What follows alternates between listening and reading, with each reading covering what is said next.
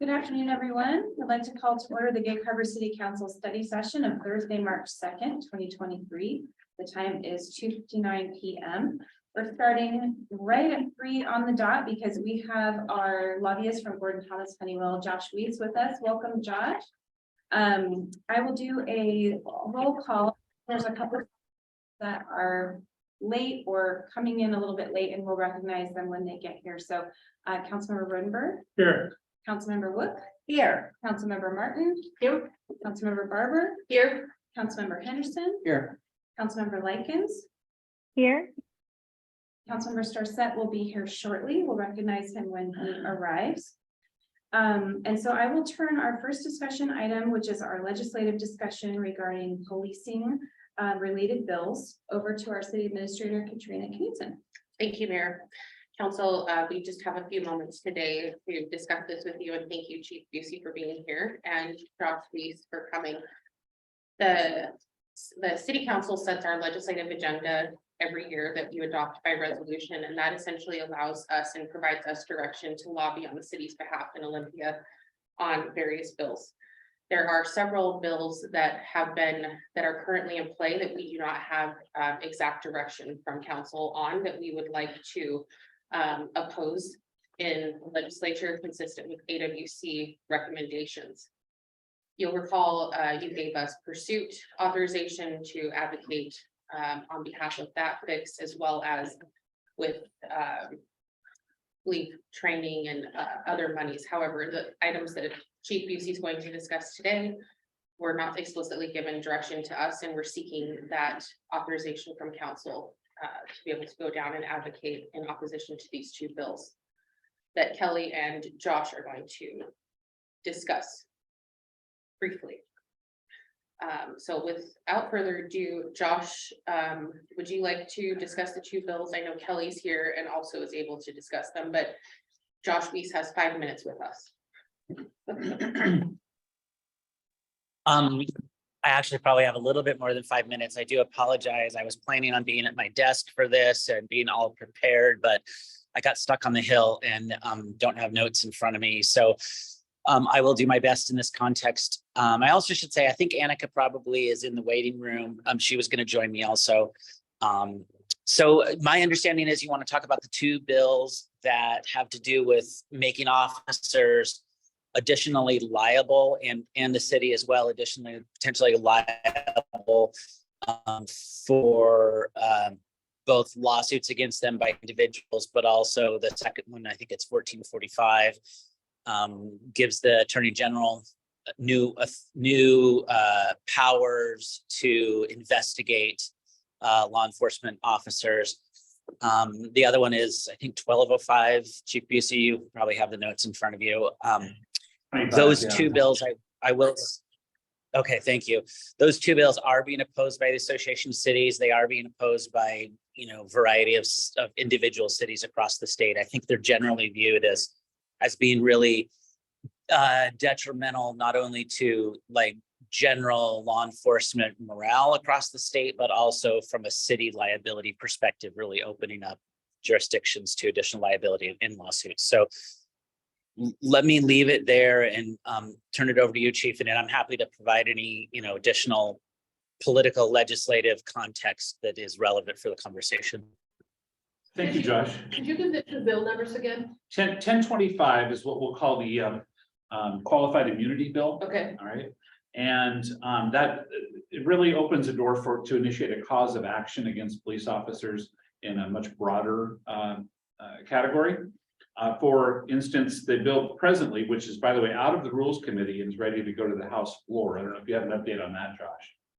But a police officer can be sued individually as well as with the city, as well as like somebody like me or maybe Katrina or the mayor along the way too, for violation of state constitution, violation of some immigration laws, and violation of use of force.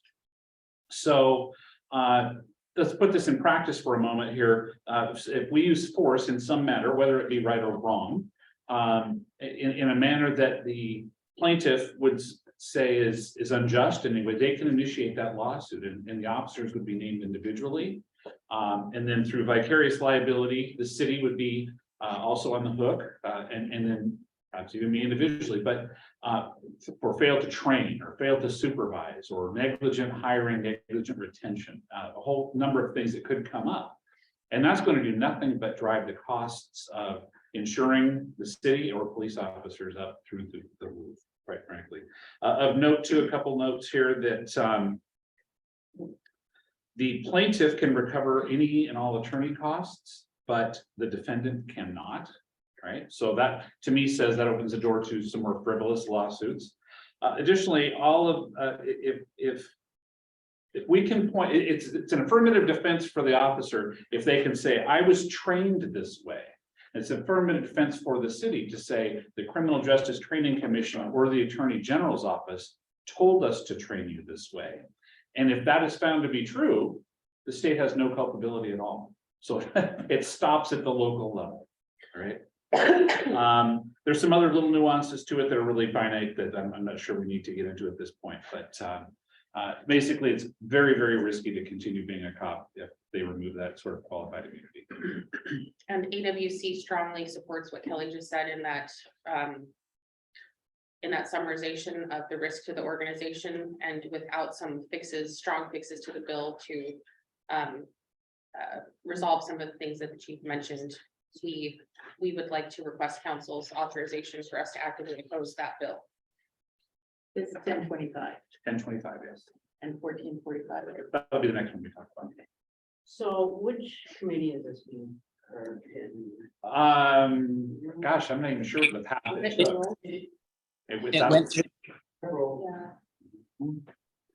It went through the House Civil Rights and Judiciary Committee, and it is on the floor now for House action. Are they gonna vote on that today, Josh? I don't know. It was not on the last run list. That's what I can tell you. Fair. According to the summary, it was referred out of Rules Committee, relieved of further consideration, placed on second reading.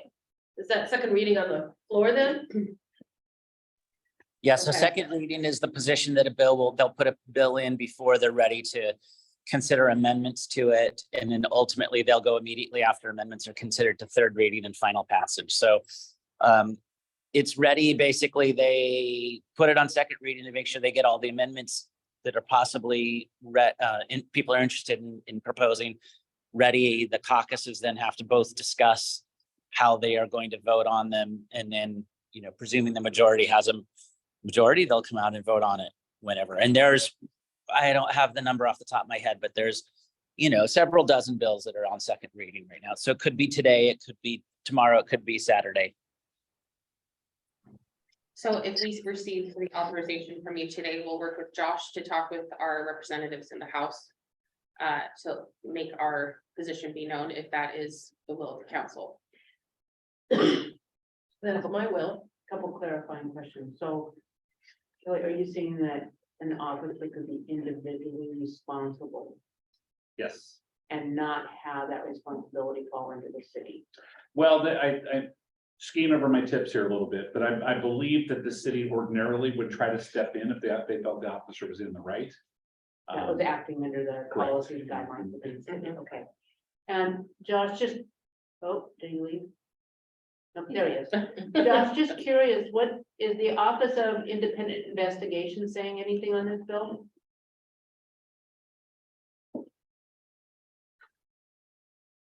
You're You're muted. muted, Josh. Whoops.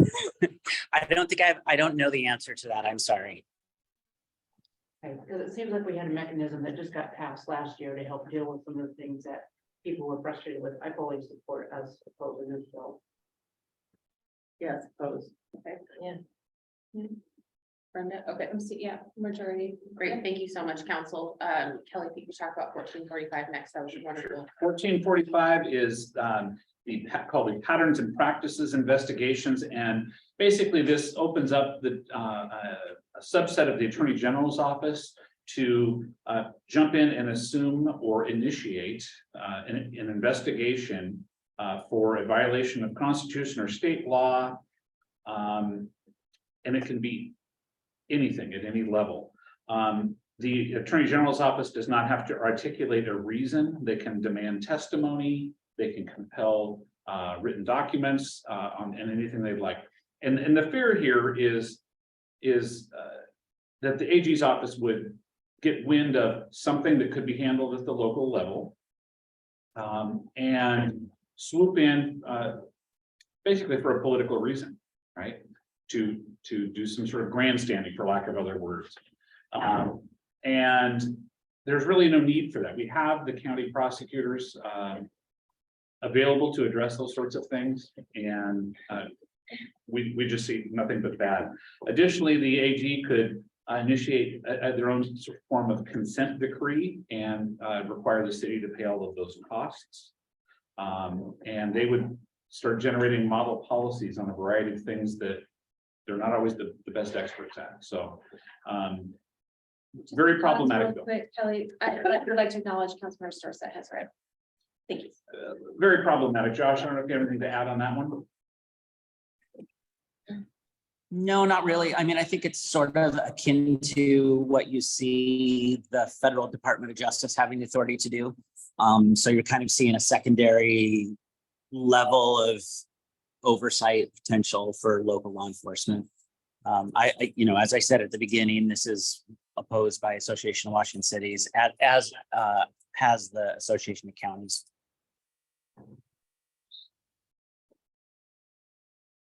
So with that summary, council, we're looking for your authorization to be able to advocate in opposition to this bill as well. That's part of opposing. Folks.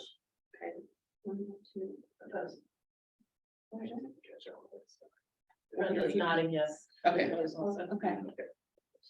Okay, And we can give you more detailed information about these bills, and Kelly can fill you in after, you know, offline about kind of any other questions that you have or details that you need about these bills. We just want to make sure we're respectful of Josh's time, but we have time for a couple more, so. I just noticed this one. I'm sorry, I'm looking at the bill on my phone. That's okay. No. This one says it has a companion bill, Senate Bill 5023. Do we need to also specify that we want to oppose that as well, or by opposing one, are we opposing the other? I believe that's true, but it hasn't gotten as far in the Senate. Is that right, Josh? Yeah, it's in the. Yeah, that's rules. 50, did you say 5371, Mary? No, it says the 20. 5023. Did you say 1145? Maybe I wrote down the house. 1485. 1445? 1485. 40. 45. Oh, then I'm looking at the wrong bill. Okay, 1445. never Sorry, mind. Numbers. Bingo. Okay. And Hello, my one name more is final Mary. note on that one too, and thank you for the guidance on that, but the way that the bill is crafted, it only applies to local jurisdictions, would not apply at the state level. Right, I mean, we have the Office of Independent Investigations that just came out. You know, that's for deadly force investigations, but but maybe there's a way that I'm just wondering if we need to do some different stuff with them and investigate. Just a card in the back pocket. so depending on the outcome of this and how successful the bills are, likely if it does not pass this time, it comes back next. Chief stands ready to come back next session and help us with these conversations as well, potentially working with our legislators between sessions. So this was referred to rules in the 24th and it's still sitting there. right. I'll be getting a much more thorough update on those two bills tomorrow, and I could certainly update the city administrator on that. She can disseminate that information. That'd be wonderful, Kelly. Thank you. Sounds good. Josh, thanks so much for being here. Thanks for all you're doing down there. I know you're running crazy, so appreciate you.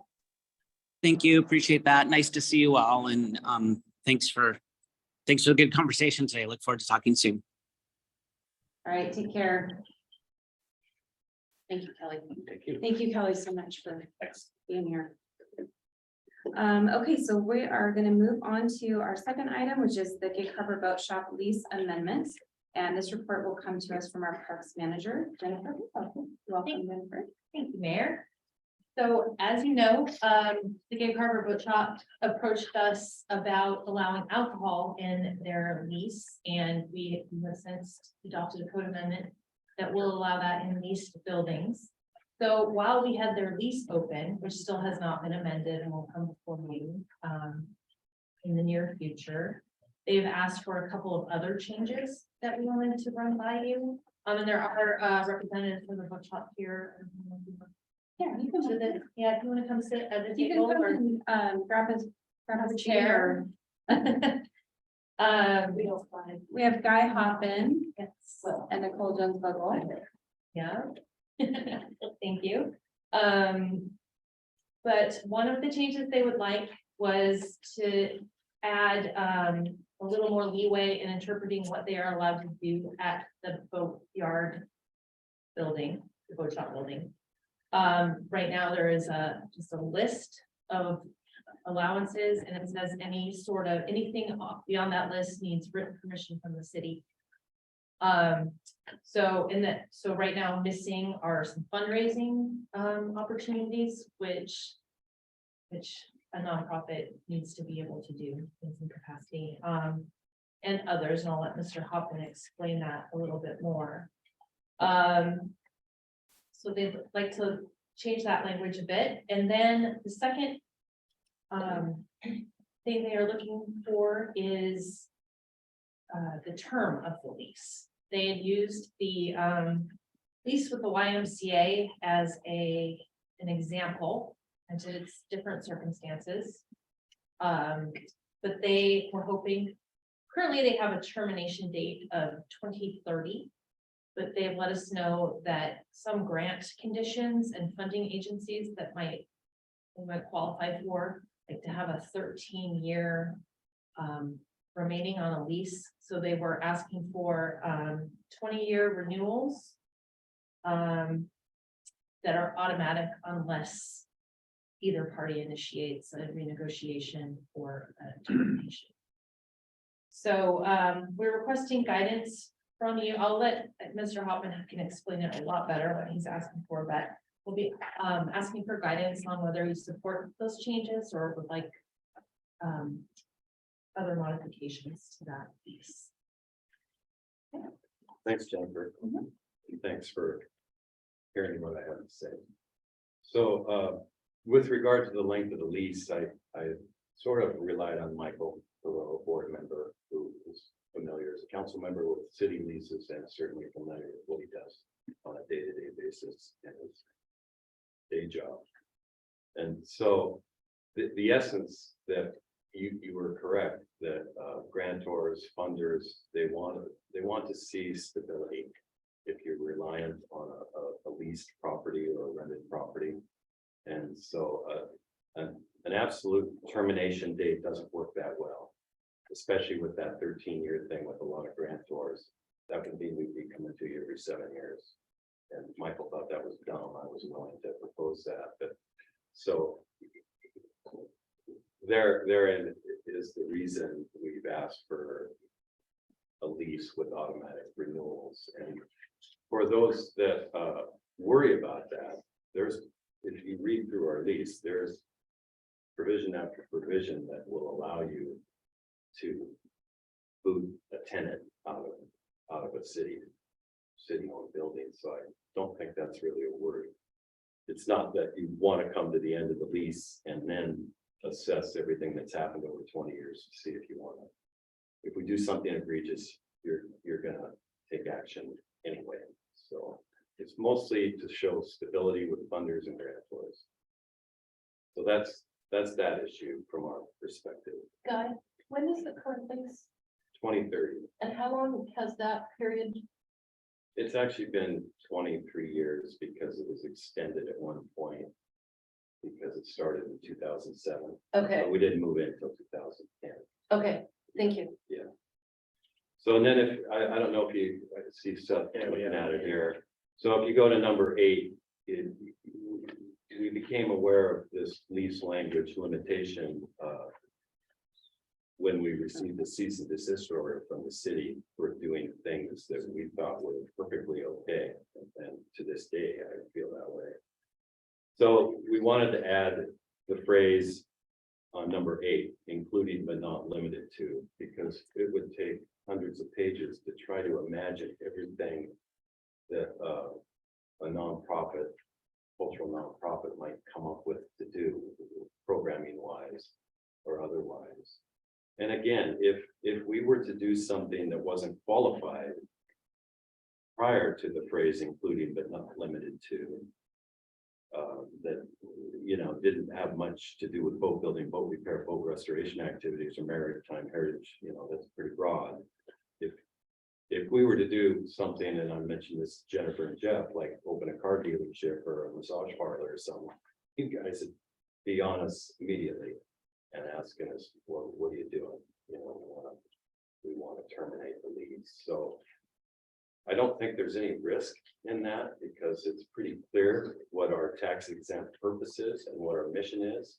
And even broadly in the lease, what we intend to do as a nonprofit. So that has to do with programming and general activity. Number 5 never was addressed in the lease, other than being identified as a not-for-profit. So fundraising and organizational events such as auctions and volunteer supporter events, annual meeting, music events, it's covering both organization and fundraising events. They were never detailed in the lease, so we'd like to have that language in there. So we could hold an auction or some fundraising event or some internal event on site, like a volunteer appreciation function, without the fear of getting a cease and desist order. So again, it's qualified but included but not limited to. So, and I this is really important phrase. And again, that phrase is qualified by the type of things we'd be doing. So if we started doing something that was completely not in line with a cultural nonprofit fundraising activity or organizational activity, again, the city would be coming at us and asking us, what are you doing? You know, we're looking at, well, you can terminate the lease. Could the city actually do that if it says, but are not limited to? It's sort of broad, which I wouldn't expect you guys to ever do anything weird, but. Well, we have already done for 10 years. We've been doing probably more things that are unlisted that are listed. So my argument is, you know, why would you want to put the shackles on an organization that you, as council members in the community, wants to see us do well and serve the community by sort of a risk averse black and white series of things that, I mean, we provide a lot of programs that aren't listed. You do, Yeah. clearly. So, and the last one, number 6, is simply this wasn't addressed in the lease either. You know, it's conceivable that someone would say, well, that's not in the lease. They can't participate in the Maritime Gig Festival or you know, the Chum Festival or some other citywide festival. So I think these are reasonable requests to make, and it sort of unshackles the boat shop from the fear that we're gonna provide some sort of not tying program or something that's not listed, and then get. I mean, we hadn't ever experienced any pushback for anything that didn't happen to be specifically listed until that one time, and that alerted us that, hey, maybe we want to broaden out the language in the lease so we can function as a nonprofit.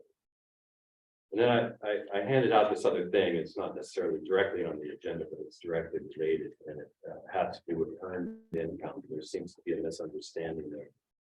We could go over this later. But if you read this sheet, it's even in our, you know, if we haul a boat, we can't buy the boat to haul a boat on the waves and fix the boat and own the boat.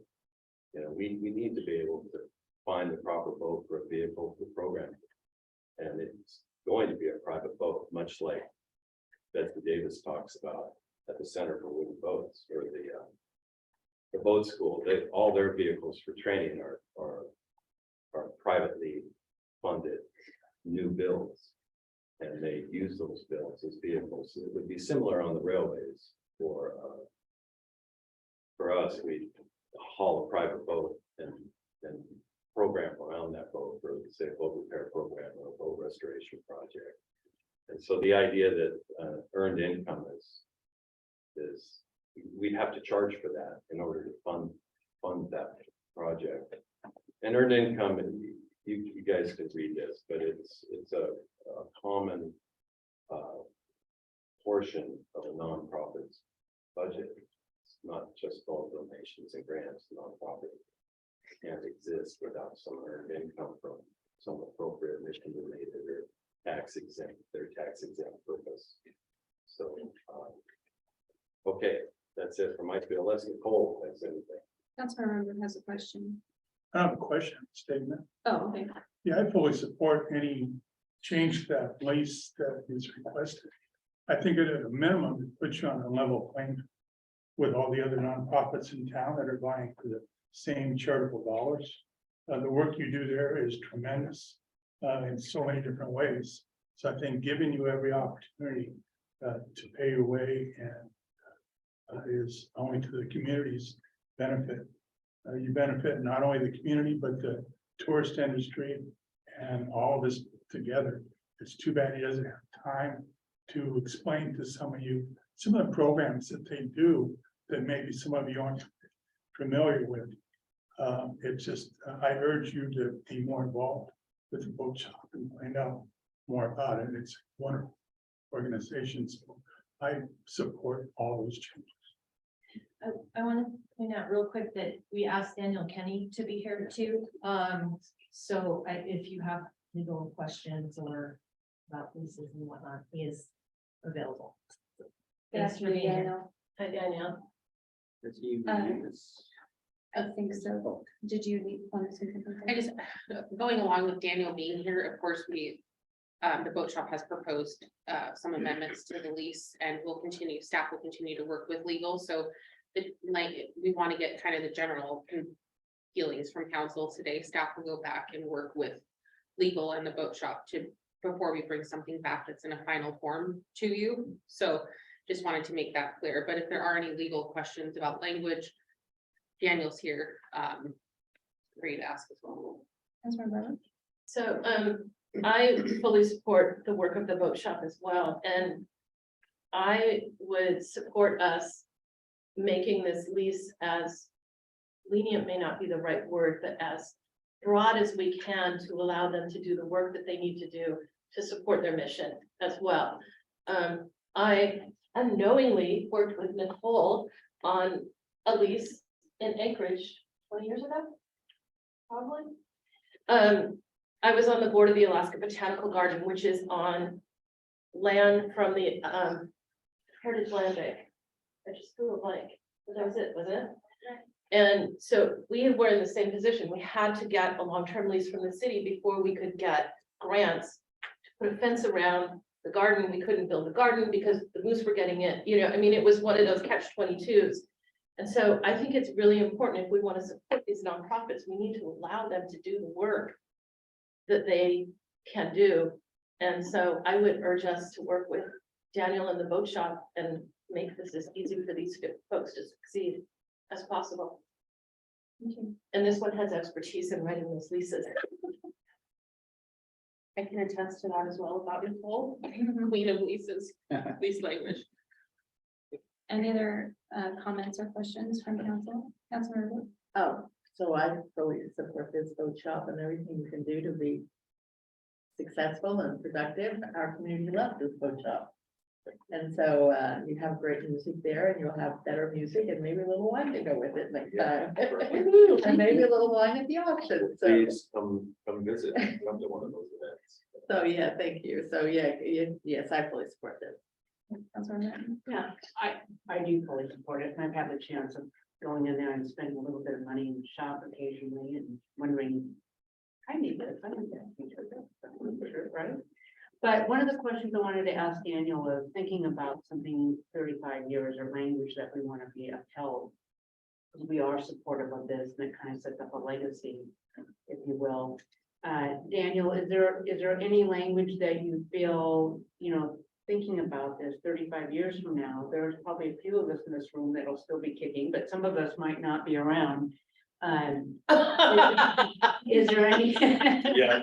I'm speaking of myself, trust me, but, yeah, is there any language that you think, needs to be put in there that we haven't seen, knowing that life's gonna change drastically in 35 years from now, and we wanna set this up? I mean, is 35 years the right term? I don't know. And is there different language that should be put in there to take the sentiment of everybody, it sounds like in this room, wanting to support this book? Yeah, thank you for the question. I think I'll go back through and look at the termination provisions. I think to me, from a broad city perspective, obviously policy discussion is for you all, and you can direct the direction, and we're kind of seeing that right now. But you do want to make sure that, this council doesn't bind future councils for, eternity, if you will. And so you want those jump off points at reasonable durations. I think 35 years seems reasonable to me. I think 20-year extension seems reasonable to me, and having the opportunity at those junctures to reevaluate, to see where the priorities of both the lessee and lessor stand seems reasonable. And you can just continue to march forward without any action. So I think that conceptually, as Mr. Hoppen noted, seems fine. I haven't read the section 25 for default and terminations in some time, so I don't recall exactly how it's written. So we can look at that. I think the longer you go in the term and the extensions, the more you want to make sure that that's written to give that reevaluation. I mean, there's a whole slew of things that would be just normal course that you would want to reevaluate, make sure insurance levels are at the appropriate level, make sure that your indemnification provisions match the current law and things like that. So you just want that opportunity to touch base again. And then if I may, I just had one comment that I wanted to share, but is not directly on your question, Councilmember Martin. Is that okay? Absolutely. Okay. The only thing I would say, and this goes a little bit to Councilmember Henderson's question, for some of the proposed revisions, they are written to be quite broad. If the direction of council is to go broad, absolutely, we can do that. I'm not expressing an opinion one way or the other, but what becomes challenging for me is if something does occur that council or the city does not feel is appropriate for that location, we want to make sure that we have an understanding for both sides on what is allowed. And if it's including but not limited to for fundraising, for example, we're going to have a trouble saying that certain types of activities aren't allowed and whatnot. And so if the direction of council is to find a way to make it quite broad, I'm confident that we can do that in collaboration with the boat shop, Mr. Hoppen, and do that. I'm not entirely sure that just putting including but not limited to is the way to accomplish that. But again, I only say that to make sure that we have a mutual understanding, not a defined bulleted list. I totally get that is constraining. So I think there's probably a way to accomplish it if that's the direction of council. And so I would just say, well, let's look into that and try to accomplish that goal of both Mr. Hoppen and council. And I think we can find a way to do that. And if that is the direction from council today, then Yeah. Jennifer will take that back, work with Daniel and the boat shop to bring back language for the council to consider. And just a heads up that I got a call yesterday from Scansy Netshed, which we already have a draft revision to theirs about the alcohol, who heard about boat shop and their lease term, and they want to explore that as well. So I said there was a time to get that particular one on the agenda, but if you're amenable to kind of drawing up draft language for a vote, then that one goes on the agenda. Is that, yep, is that okay way to ask? When they have these events, they still have to get a permit, The boat shop? any nonprofit. Oh, boy. Because I'm just thinking that there may be something that's appropriate at one venue that isn't appropriate at another venue for parking, for traffic, or for whatever. Mhm. And that would be a way to make it as broad as possible. I'm not saying they should get permits, I'm just saying that there should be a way to. It's a really good question, and Director Langholm could not be here today, but that was one of the topics that he wants to further explore in terms of what types of. I'm in favor Events. of making the terms and allowable events as broad as possible. So when Jeff is back and working with Jennifer, you know, they're gonna be talking about those things.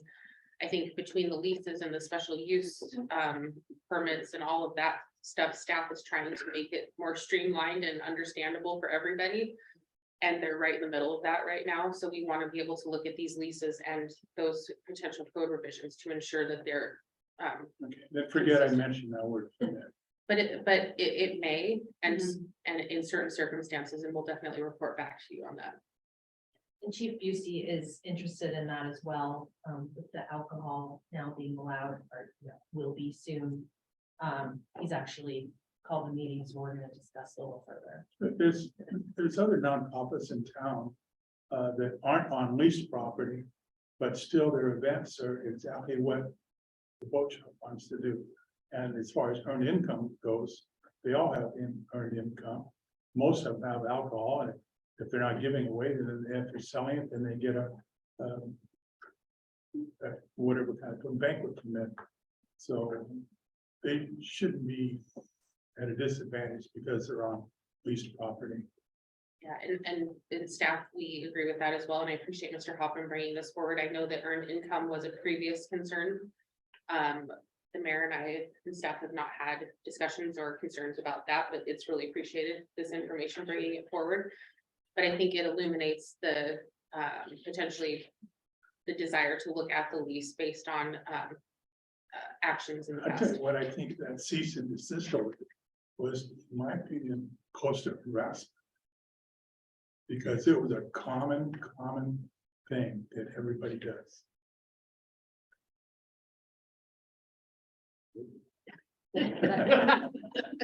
Everybody in the room knows So exactly noted. what I'm doing. Nope, going there. Thank you guys for being here, and I have majority council support for this, so we'll bring this back. And thank you to Jennifer Yes. and Jeff Yeah. for their work on Hard this, work as well as the boat shop. Yeah. My pleasure. This will be the fourth amendment to their lease, so like juggling all those are fun, but Yeah. So our next discussion item is Ansich Waterfront Park Fisherman Paver Replacement Project. That's a mouthful. And that report also is from Jennifer Harrow. thank you. And Randy Babbage from the Commercial Fishermen's Club is here, so if you'd like to come Oh, sit at the table, that would be fantastic. I'm gonna try to figure out how to share my screen for a second. So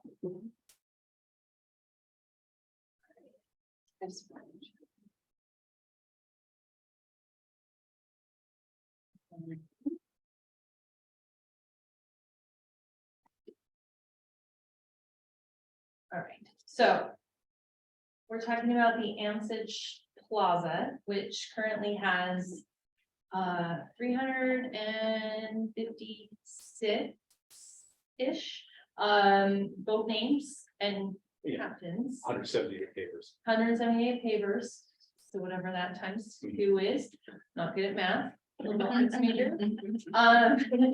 So this is when it was new and they were fresh and shiny. So Mr. Babbage approached the city about donating some replacement pavers for these. They'd be the same size and have the same information on them, but they would be granite. And there's this half-size, quarter-size sample right there. 12 by 12, the new one will be 18 by 18. Oh, they're going to be 18 by 18? It'll be the same size as the, Oh, those are 24, but oh, well, those should be, it's 24 by 24 then. Whatever that size is what those will be. and so if With anybody two boat names. wants to, like, if you'd like me to pass around or something, we can do that. It's pretty heavy. But we wanted to show you what they look like. Please don't do that. Okay, you can touch it, feel it. Anyway, it is a non-slip surface. I know that was a question that a lot of people have had because granite, if it's polished, it's very slippery and wet. So, the Fisherman's Club has offered to cover the costs of replacement of those 178 tiles. At this time, it would just be, yeah. The other one, I see the other one. Yeah. And Public Works bring that one in special. Katrina, I'd like you to carry both of those. in. Yeah. James been researching the pyramids in Egypt. Like, I don't wanna, I'm not strong. Yeah, that is very happy, yes. So, we decided on this one because it's been done in other places, is that. Pardon me? We're feeling the texture so that you know that people aren't going to fall. You're not gonna say that. That non-skid is used in all government buildings. We'll let Jennifer finish her So, report. yeah, Mr. Babish has worked with a contractor who does that type of work, who would pull out the existing pavers and replace them like for like, except granite. Currently, we had talked about whether we should replace all of the pavers, including cut ones, the ones that don't have any etchings on them. And this proposal at this time does not include the pavers that are not marked right now. So, let's see. I'm always bad at my slideshows, but this is what they look like now. This was taken a few weeks ago when it's wet. Some of them are harder to read than others. So there are a few that are cut and that kind of frame the etched pavers in different parts of the park. So then there's that plaza where the bench is on the left, that does not have etched pavers, and then kind of an entryway near the street. So So the mixture of granite and what's existing, that is the, oh, They're the same thickness. They'll be the same thickness, yeah. I've calculated the weight. It's 17% more granite than the 178. That was designed for a 4-inch concrete roof, so it's the 500 or 600 pounds or whatever it is, it's minimal. well, and we actually confirmed with the engineer that designed the boat building. And it was designed for a 4-inch thick slab. It does weigh a little bit more than we thought. We took the sample, and actually Jeff Langhelm did a very scientific engineering as one does, and he weighed himself and then weighed that sample and then multiplied it by 4. And anyway, he came up with that it is acceptable, Good. per the weight of the 4-inch concrete that it was designed for. So, so yeah, this is a plan of the plaza. So, these areas over here are not etched. And the area, that part, and then a few framing, and then ones that are under picnic tables currently, and benches. So there would be optically some difference. I mean, clearly same height, but color wise and everything else. Yes. Yeah, we took, that's a new, it has some scrapes on it, but that's one of the spares we have. Yeah. Anyway, to see kind of what it would look like. And then there's one next to an existing etched one and on a non-etched one. Couple questions. Yeah. Is there any way of treating the existing concrete that, maybe could be a I can match? answer that question. No, there is not. For one thing, when it was done, the concrete is designed not to allow. Premier Memorial has been picked up by a company called Pacific Construction Memorial. They still retain the name, but it was not routed out very deeply. And it was gray on gray and a grout that would not be receptive to the lithochrome paints that are used today. So I explored that. It won't do it. Yeah, and so the fact is, you still have your discussion to go. I was gonna carry on another subject on a little tangent, but. I think we have a couple other questions. yes, Councilmember. So do we know how many other non-edged pavers there are and what the weight for those would be? I don't have an exact number. I just kind of know the areas, a lot of them are cut to fit around planter beds and such. So they're not full. 24 by. I mean, I think it would look better to have them all the same. And just have them, have the ones etched that are etched, but I think it would look better. I don't know what the cost would be or what the weight would be. Well, see, those are two variables. I mean, we're financing this or paying for this $26,120.70. Jeff thought that the gray that with that shaking the tone of granite was congruent with looking at the sidewalk. We'll probably end up putting over time, probably another 10 down there. Not everybody's jumping to get in the fishing industry, but there'll be a few more down the road. But it will stand out, but I think it will be harmonious. That's my opinion. However, everybody can differ on aesthetics. Okay, thanks, Randy. Councilor Barber? I'm just curious, Randy, Jennifer, I'm not sure who's best to answer this. Is there any, I've been involved in a similar project, again, at the Botanical Gardens in Alaska, where we did the pavers and they didn't stand up to weather. So I'm really concerned because when I know we looked into replacing the pavers with new pavers, we couldn't find one that would stand up to weather either. So I'm really concerned about you guys spending the money to pay for new pavers that won't stand up to the weather and the walking. And the big problem we ran into was gravel that scratches and cuts into the etching and that kind of thing. So I'm hoping that we have some. But he isn't gonna etch it. He's just gonna leave it and fill in, right? There will be no gravel. It'll be, No, the gravel comes from people walking into the park. yeah. On their I got on the internet yesterday, and looked at 40 different memorials around the world, a lot of them in Europe. And some of them have been there for many years with chrome paints and that, and they look great.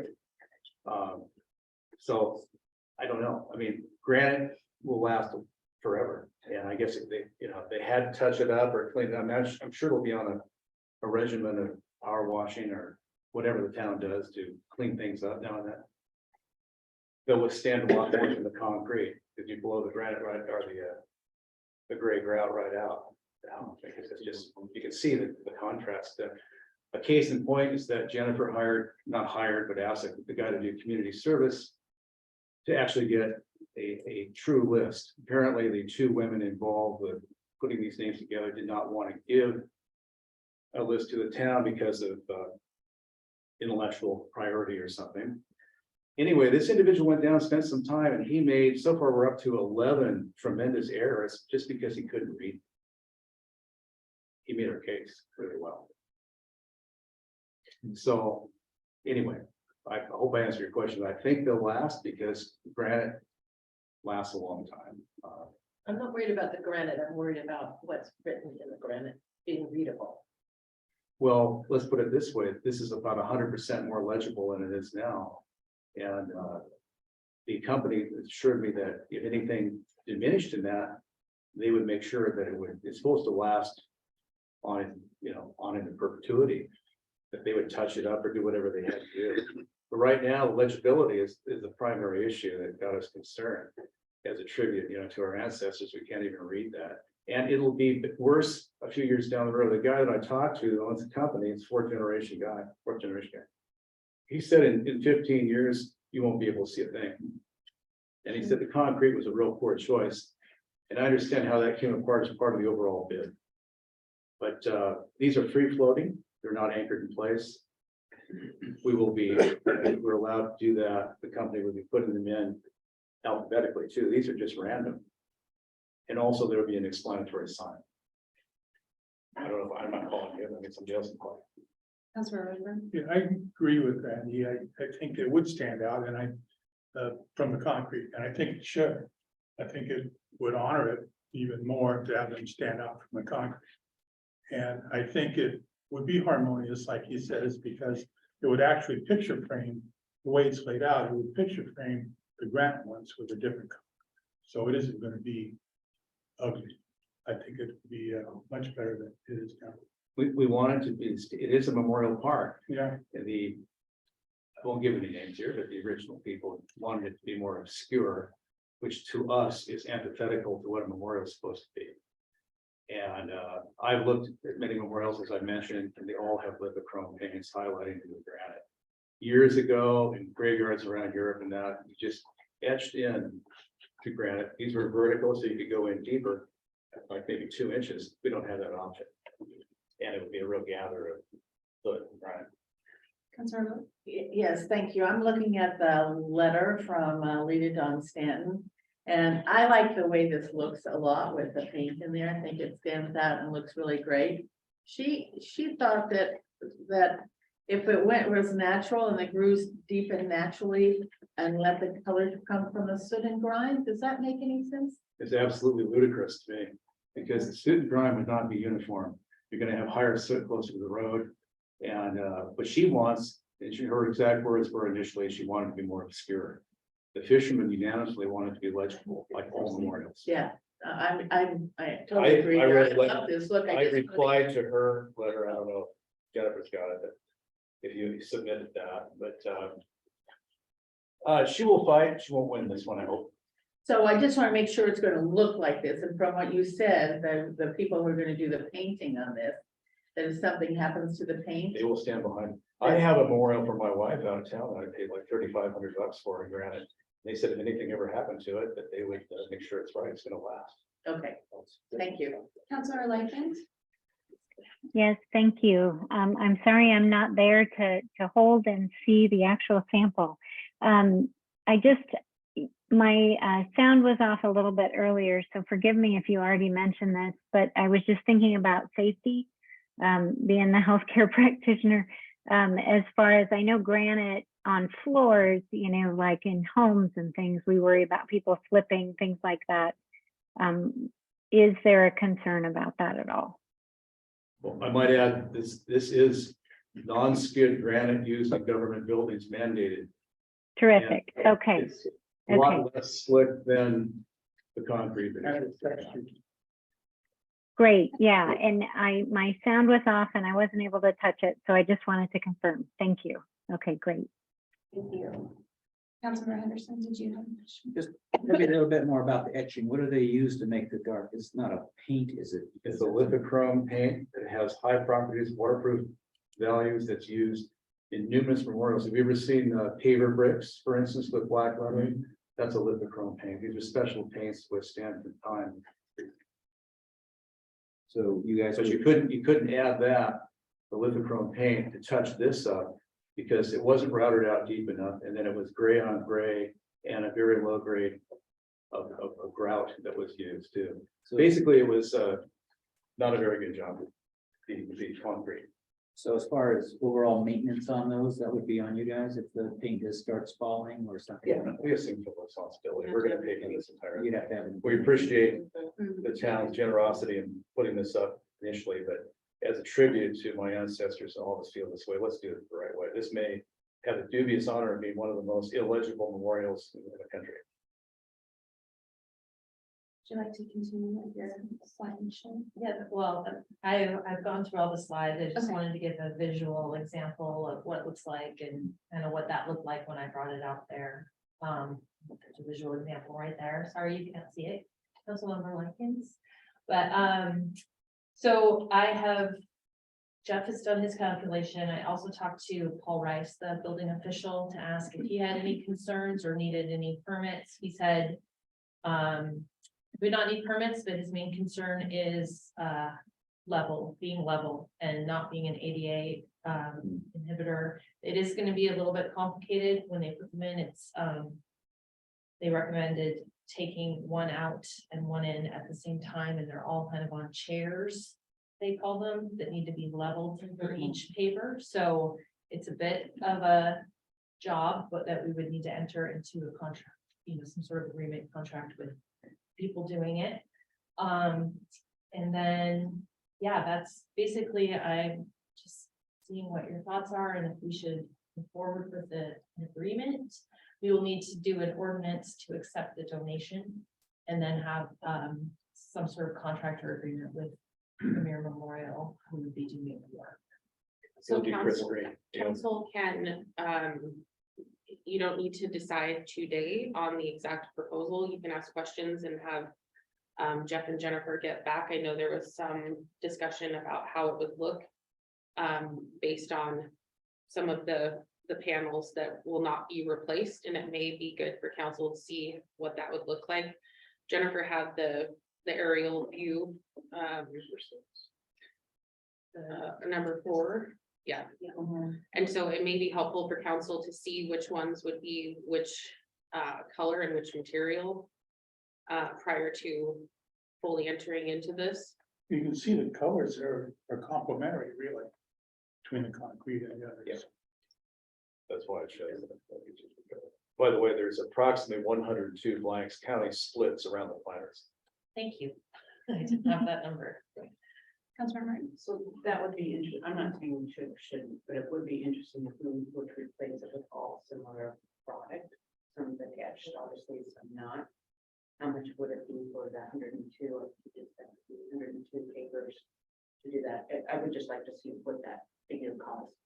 Well, I would say it would be To install. pretty much Yeah. this time and the way inflation is going, probably about $180 to $200 an acre farm. That's something that Jennifer and Jeff could get at a cost estimate and bring that back. Yeah, that'd Yeah. be great. And I'd like to see the estimate to include labor to install them. Right. Well, the estimate is, this fellow went down, he pulled a few up. These are free floating shims that can be adjusted, as Jennifer referred to. These are like little legs. And he knows what he's doing. And of course, the bid is based on the 100% of the job, doing the exact lettering, although we would like him to put it back in alphabetical order. There were 7 that were omitted on the primary list. I don't know if you ever got a primary list from Don Stout, did you? Well, great, Waterfish House one now. And we believe that 7 were dropped and broken, and they just never, they put in a blank. Because these people were on the master list, I think it was printed.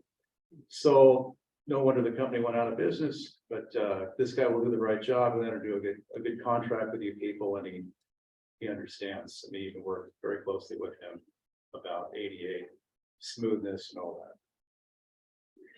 Randy, I don't know who knows this, but what do we think once say we say go, the product getting engraved and all that?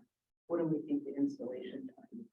Well, I started this about a year ago, going down to Harbor Law Group, my attorney, and I was blown away that I couldn't read anything. So I gave him 13,000 down, and he's waiting to order the granite.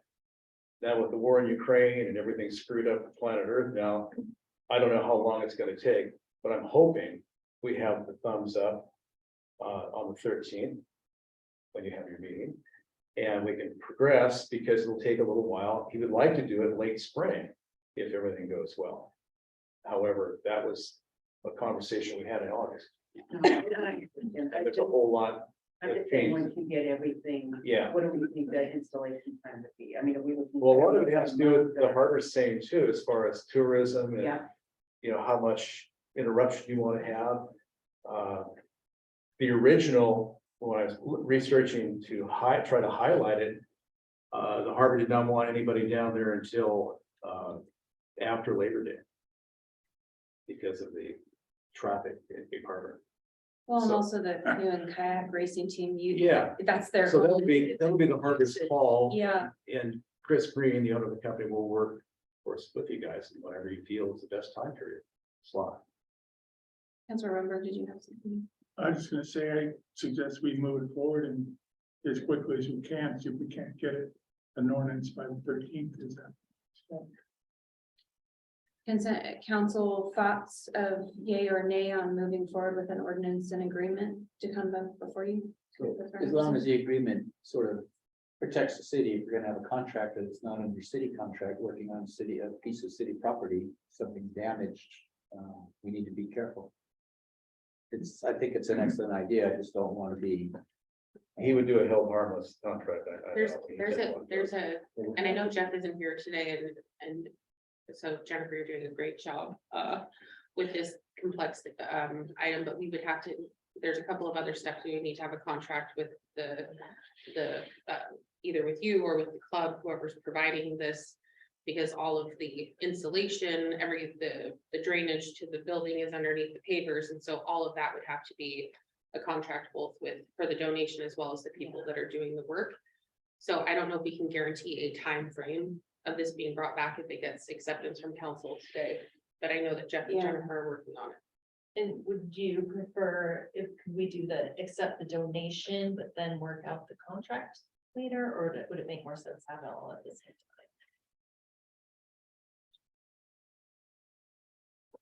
time? Well, I think there's one step before that, and that's if council agrees to leave the rest of the, I think that kind of the design of We have it to is look at going to that be first. impacted.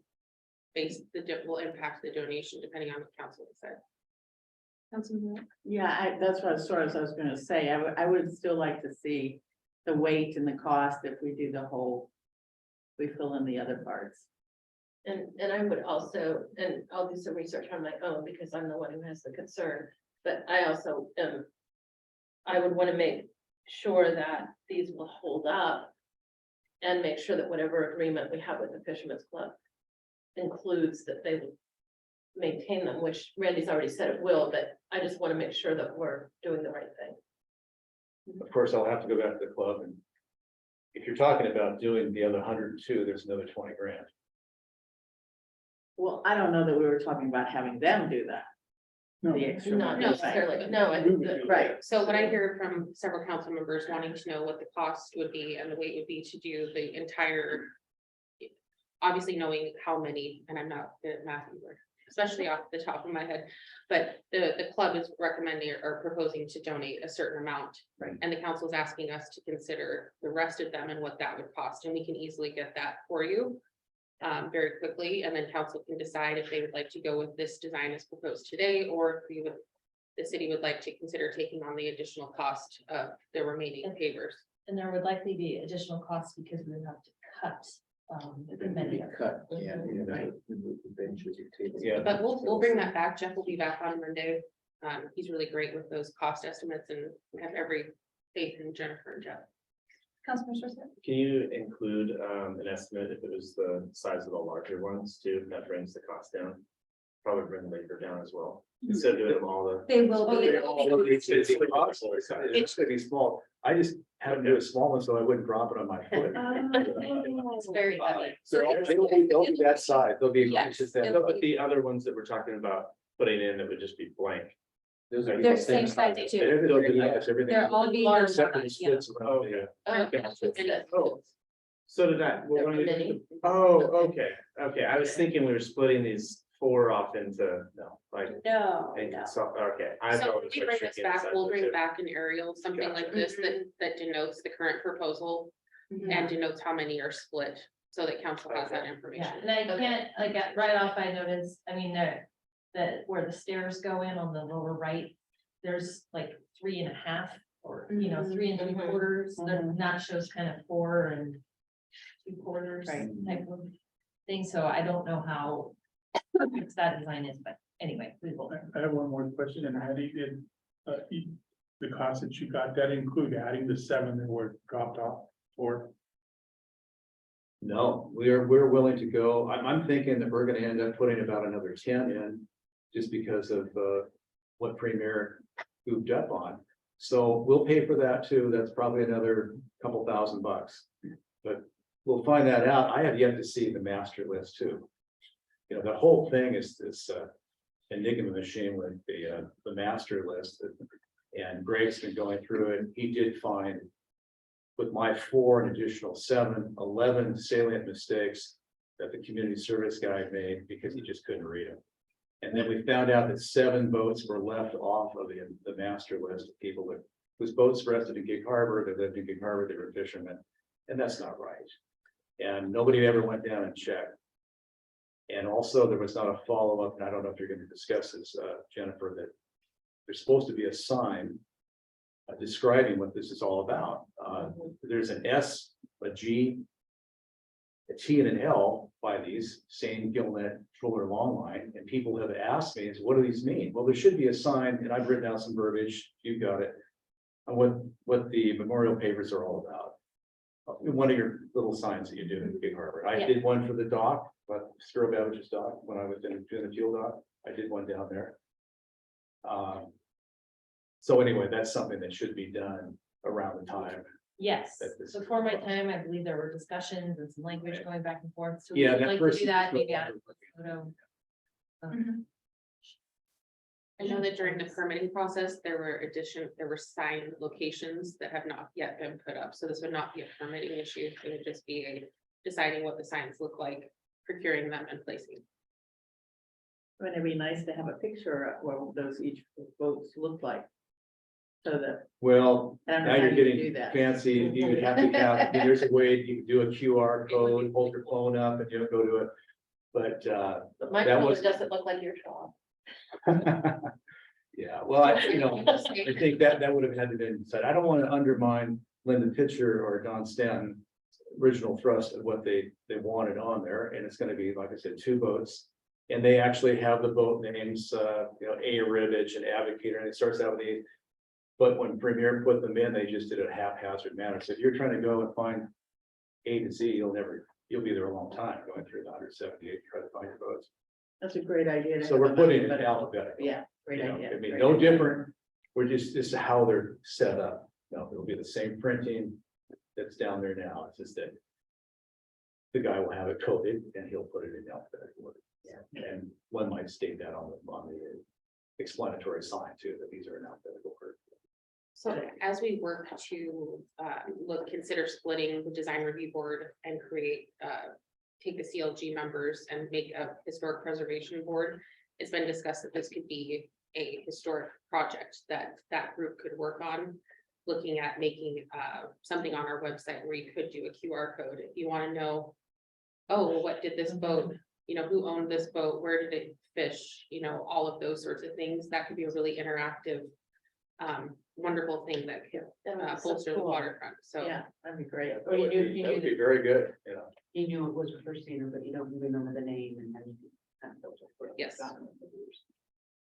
Okay, so it sounds like council's consensus is to have us keep working on this, bring this back with draft language and more images of, what it would look like, costs of making it the same surface, all of those things. And bring all that back. Yeah, And thank you. Yeah.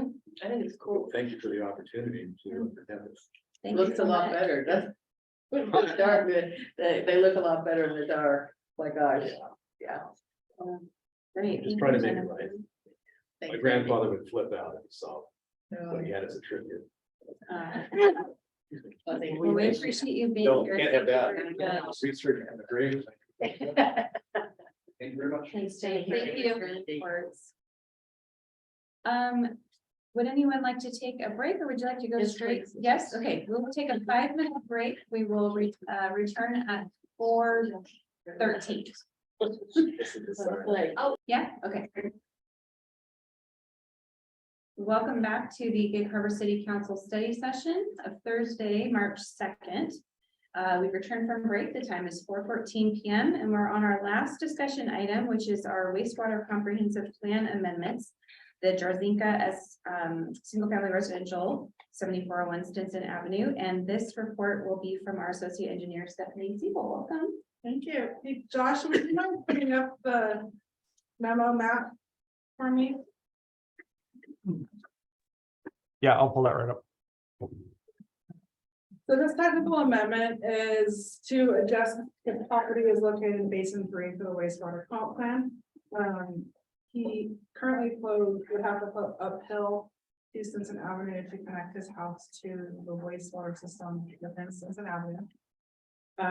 He has made a request to gravity flow downhill to meet our current wastewater goal of serving as many people as possible by gravity into the Edwards Plat, which is that little purplish area right there. So that is downhill, but they are located in basin 4.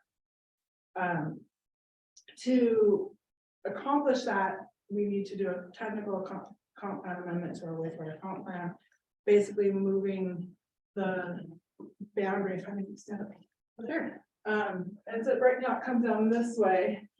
And basically we just be moving it around his parcel and coming back and putting him in basin 4 to allow him to gravity flow into the Edwards Plat. It's only adding 1 ERU of flow to basin 4, but if you're not aware, all our sewer basins eventually flow into basin 3 and then into the wastewater treatment plant.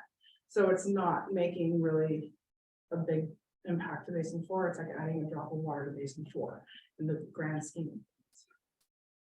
If this was not a pass for him, he would have to, like I mentioned earlier, install a grinder pump and pump uphill to Stinson Avenue because his property currently lays below Stinson Avenue. Mr. Dorzink is here. How close are you to your septic system failing? Sorry. It's starting. Okay, so this is a. Bubbling up on the surface. So we've been, Oh. so we've been trying to move this as along as fast as possible so he can get this done. He already does have an agreement with the Edwards Plat owner to install a lateral to his property line, and he already has the easement to do that in place with them. So as soon as we get this approved, he will be able to move forward with that is on the Edwards Plat schedule of making the connections. Is there any cost involved to the city? No. Okay, thank you. Is there any negative to the city? I don't see one. No, but there is not. It's literally just redrawing a line on the map. For us. No. Sorry, that is. Knowing Michael, that does our GIS, he will have that in when you're lying on. Well, there was some inspection. So it should be pretty nice. That'll be covered under his permit cost to do this. Yeah, so there's absolutely just our normal permit Right. inspections and all that stuff that will be done by this. Perfect. Okay. So basically what we're Seeing asking for lots of- council today is just to approve us to go to resolution at the next council meeting. To approve that the amendments approvable and okay, and then we'll update it in the next call. Do it. Okay, I'm seeing unanimous. Congratulations. We don't want bubbly. No.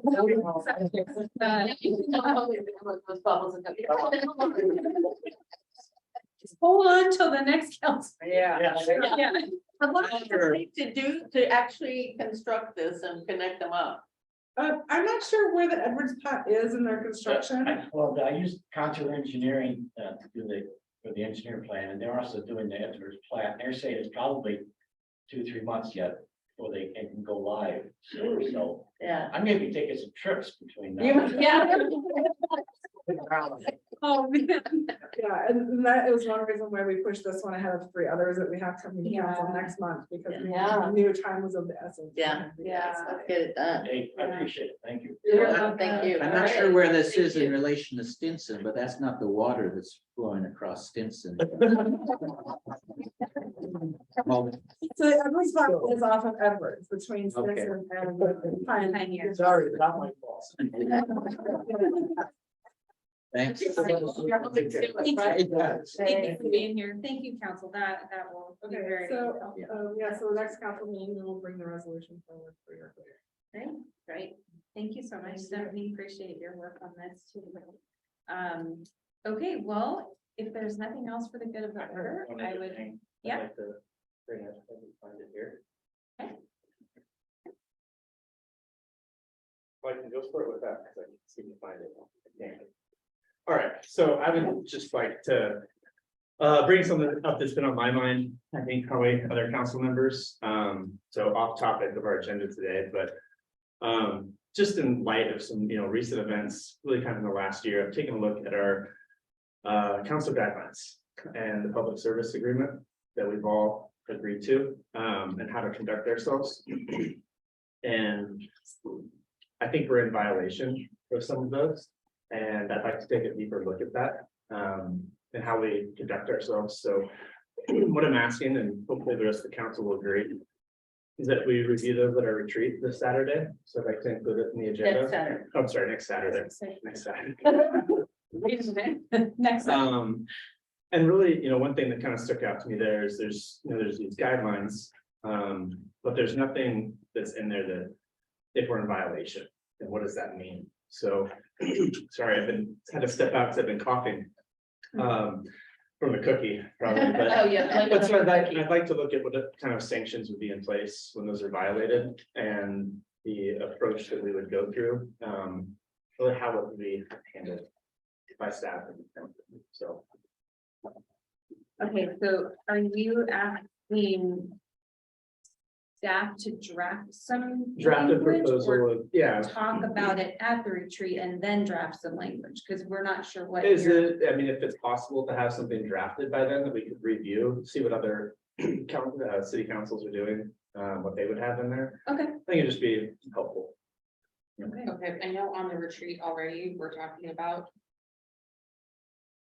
guidelines, so just, Yeah, so I just want to include it in there, but I wanted to get some feedback of, well, what could we do differently with our guidelines? in that area. okay, and you said specifically regarding sanctions. Yes. Yes. Okay.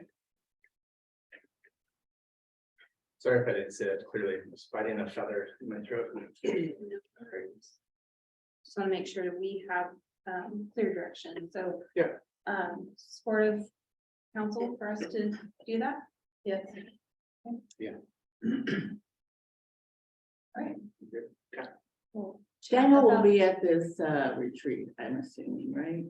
Who? Daniel, He is not planning on being there, but I can ask him to be there. thank you. Okay, so we'll do that, and if there's nothing else, I will entertain a motion to adjourn. Mayor, I have one Yes, brief thing, sure. off topic since we have time. Wanted to let you all know that we've heard from all of you about public outreach and we've had some successes and council's asked us to do better. And so we've been meeting with several companies, looking at how we can do that. And I'm happy to say that we will be bringing forward a contract with a company called Flashboat to your next meeting. And essentially what that will let us do, it's act as a scientific survey, so this is a legit company, and I'll send you more information prior to the 13th. But this will allow us to take scientific polls from our community on certain matters to provide information to the council on making decisions. We're going to be utilizing it first on the climate change survey that's going to be going out. We'll be able to see from various sectors of the city what people are, if there's an opinion one place in the city that's different from another, we'll be able to look at demographics, all of those sorts of things. So that's just one of the steps that we're taking in order to outreach to the community in a little bit different way to try to get people engaged and involved and provide data to the city. Councilmember Brennan? Could you also, I'm putting you on the spot. Could you also update us on the communication staffing position? I didn't hear And that. Can you speak up? update on the communication staffing position, because I think that's integral to our public outreach program. That one would be more of a discussion topic rather than an update. So Okay. we will be talking with council about that in advance of your, I believe it's the 13th of March meeting. Okay. Councilor Swartz? What did I just forget it? I'm sorry. Go, Jenny had a question. You can come, or somebody else had a hand. No? Shoot, now I'm really. on the Councilmember spot. Brennan? Somebody help me, I gotta get that. In New York. I guess I'm fine. Maybe that one's special for you. So I was wondering if this company, what is Flashboat. if they could also, we were talking a little bit about how do people want to get information from the city and communication? Some people like text, some people like Yes. email, some people like being pushed out, some people like being pulled in, all of that kind of stuff, thinking about what's the best way in which that we can inform the residents and business owners, et cetera, of Gate Harbor on issues and key decisions. We could definitely take a poll. and Yeah. Find out scientifically. But it's one of the steps. There are others I know in the comprehensive plan that you guys, the contract that you approved, the public participation program, the PPP, will be coming forward to council by a resolution for approval. And you'll see in there that we've also taken your feedback on, not just having people come to us or expecting them to sign up. So I think you'll be very pleased with that. But we still need to consider how we're going to get out into the community and how people want to be interacted with. What we're finding is post-pandemic and with a lot of things that are going on in the world, people get to their house, this isn't everyone, but they get to their home and it's like shut out the world because there's just too much going on. And so government, we need to figure out how to broach that to get people back civically involved. And so staff are actively looking at those things. We're meeting other companies to see if it's a relatively minor contract like this one with Flash Vote that I believe is less than $8,000 a year that would give us scientific data on what people are thinking. We want to bring those forward to the council and have them in tools in our toolbox to be able to outreach to our folks. Yeah, I remember. Did you remember? Yeah, thank you, Julie, because your question helped me. It was, how do we be sure this is getting out to everyone? And obviously, we've got to gain the engagement, but you know, not wanting it to just be one little portion and an issue comes up. And then people are finding out about something that maybe they're not happy with, but they're finding out late, you know, in the game after maybe things are going in a different direction. So Flash Vote will take care of, won't say take care of, that's wrong, but Flash Vote gets a broad sample of the community. And so I'll send you all the website and the video. Okay. And then also, what some of the other cities and counties have done that have utilized Flash Vote. One of the really strong examples was Placer County in California. Placer, the west side of Lake Tahoe, that has a very wealthy component to their county, as well as a very a low income underserved portion. And Flash Vote was able to come in talking, this is specifically about affordable housing. And there were some assumptions about what certain portions of the community would like and not like. And based on the data they were able to collect in this scientific poll, it's actually opposite of what the assumptions were. So having some of this data, I think, will be really useful for council in making decisions. Yeah. But also tell citizens that we're just not expecting them to show up on Monday nights, and that's the only time that we're hearing them. Yeah. It's good. Councilor Wood. And can we make this flash vote for our citizens within the city limits? We want to talk to council about that. Yes, it is geocoded. And so what they will have the ability, and I know this is going to sound really big brother, and we can, but they do geolocate people's cell phones to where they live. And so we will be able to do a true city limit survey, and it will go out to people that live in the city limits. The council, they've had other cities, and we can bring this when we talk about this at the council meeting. We could also geolocate the urban growth areas as for council consideration. So I'm not giving that an up or down, but it's something you all can decide. So if it's by telephone, it's by cell, does that also connect them to emails? Because I know that's how a lot of our community likes to. Yes, it can be by phone. So it'll be by phone, it can be by text, by email, and by paper survey. And so that is the part of the initiation cost of Flash Vote. Costs quite a bit to set up because they do the reconnaissance to figure out who lives where, and they track it all. And then they can geolocate cell phone numbers, which that's the big brother part. But there's no identifying information of people. Well, we will never know No. who said what. No. It won't be our data. Right, So it's we not- won't own it. Right, but we will don't get- own it, it's right. not our data. So we'll get the rolled up data, but they can actually make it. For instance, if you all had council districts, we could do it by district, or we could do it by zone, we could do it by design district.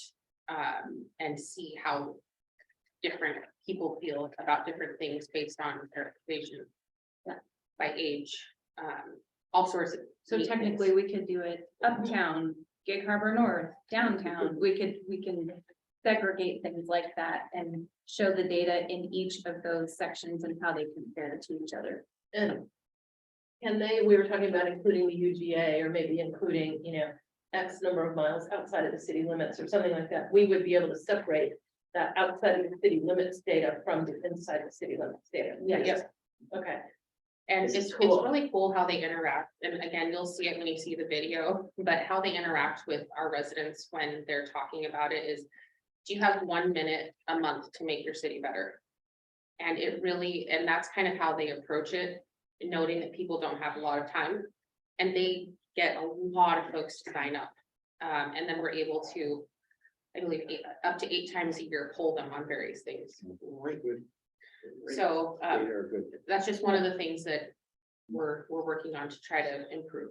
So we could do something when we have a major construction shit coming up, where we're gonna have to change lanes of roads, and it's gonna impact neighborhoods for 9 This is months. just- There's one going up as an example, a pole and thing, we could do this, or we could do that, kind of thing. Would you put up with, construction companies working late at night versus working during the Yes. day and those kind of things? And they're scientifically drafted by people who go to school for surveys, so that they're not biased. Right, not biased. So that we're not purporting to. Anyway, so it's all above board. That's great. They're really professional. I was so impressed. Yeah. I think you guys will be too. Great. So We that- need to badly need Take to. a minute that. And we'll bring more forward as we're looking into them. But just wanted to let you know that we've heard you and we're moving forward. Would it be helpful if I could reach out to public government sector communications people to ask them for best practices post-COVID on increasing public engagement? I Or would do you want me to wait? any information is great. We do look forward to discussing communications with the council very soon. Yes. Are you talking about just what other people have done to What they've done to that's bring worked. people back Yeah. out of their little, out of our COVID chills? Yeah, Still have the council's budgeted money for communication plan overall, and so we intend to do that once we're staffed up to do that. But in the meantime, we're looking at these other ways to increase engagement and move forward with council desires. Okay, Well done. good job. Yeah. So now, if there is nothing else for the good of the order, would there be a motion to adjourn? I don't know. Move to adjourn. There's a second. Second. Okay, all those in favor say aye. Meeting adjourned. Thank you, Brenda. We need some.